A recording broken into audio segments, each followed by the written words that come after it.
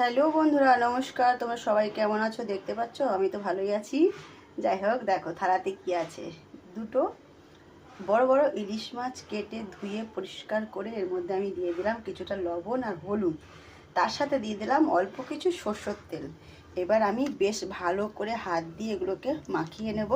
মাছটা নুন আর হলুদ আর সরষের তেল দিয়ে একটু গায়ে হলুদ করে কিছুক্ষণের জন্য রেখে দেব। তারপর বানাবো মাছের সর্ষে দিয়ে তেল ঝাল রেসিপিটা। তো আগে একটু মেখে রেখে দিই। তো দেখো বন্ধুরা, মাছের আমি গায়ে হলুদ করে নিলাম, নুন দিয়ে হলুদ দিয়ে তেল দিয়ে।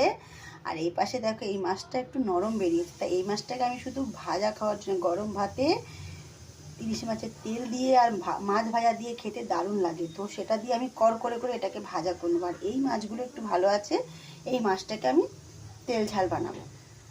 তো ভাজা করার জন্য দেখো আমার ফেভারিট কড়াইটা বসিয়ে দিলাম। তো সবার আগে আমি নরম মাছগুলো একটু ভেজে নেবো কল করে করে।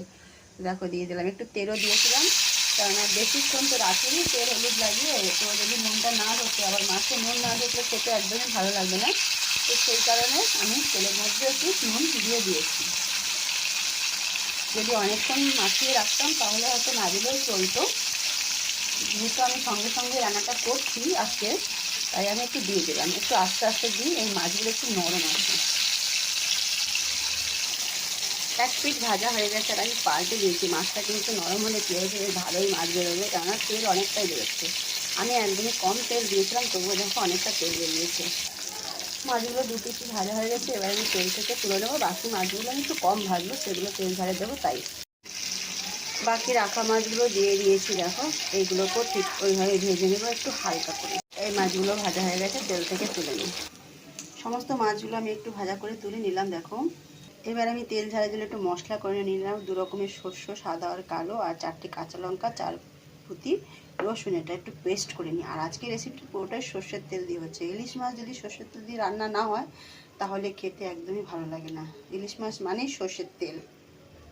তো দেখো এবার মাছগুলো ভাজা টাজা সব কিছু হয়ে গেছে। তারপর আমি একটা আলাদা কড়াই বসিয়ে দিচ্ছি, ওর মধ্যে দিয়েছি কিছুটা সর্ষের তেল। এবার ফোড়নে দেবো কালো জিরে। ইলিশ মাছের তরকারিতে কালো জিরে না দিলে একদমই ভালো লাগে না। তো দিয়ে দিলাম কিছুটা কালো জিরে। সাথে এবার দিয়ে দিচ্ছি দেখো বেটে রাখা কাঁচা লঙ্কা, সর্ষে আর রসুনের পেস্ট। ভীষণই তাড়াতাড়ি তৈরি হয়ে যায়। সাথে দিয়ে দিচ্ছি স্বাদ পরিমাণ লবণ, আর দিয়ে দিচ্ছি পরিমাণ মতন একটু হলুদ গুঁড়ো। আর একটু ঝাল হওয়ার জন্য দিয়ে দিচ্ছি সামান্য একটু লঙ্কার গুঁড়ো।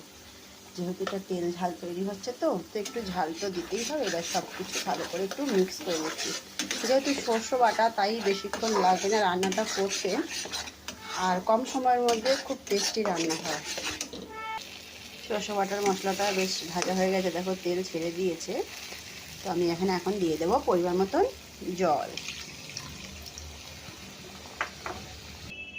পরিমাণ মতন জলটা তো দিয়ে দিলাম। এবার কী করবো বন্ধুরা, তোমরা জানো তো, এইবার দেবো এই দেখো ভাজা ভাজা মাছগুলো সম্পূর্ণ দিয়ে দেবো, রেখে দেবো না একটাও।